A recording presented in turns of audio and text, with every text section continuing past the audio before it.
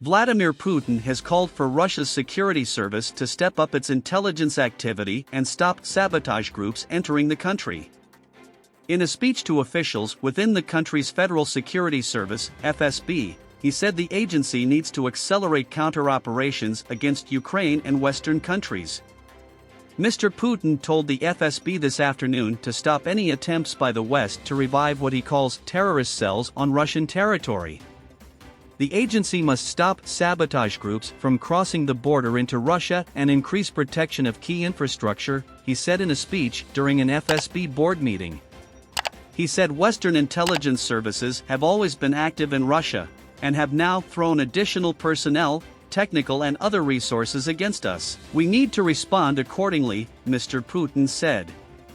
The president told the FSB to stop illegal weapons flows into his country and bolster security in 4 Ukrainian regions it claims to have annexed: Luhansk, Donetsk, Zaporizhia and Kherson.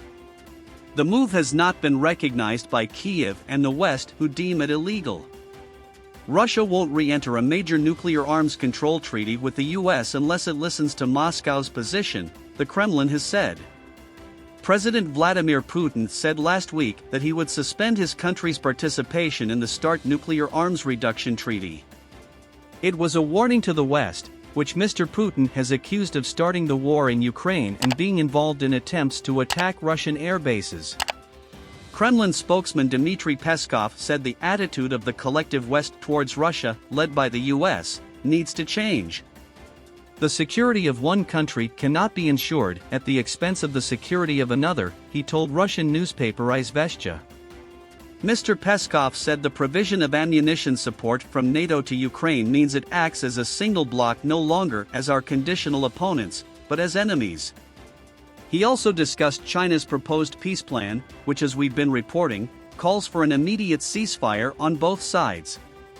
Mr. Peskov said the call from Beijing should be considered, but nuances are important.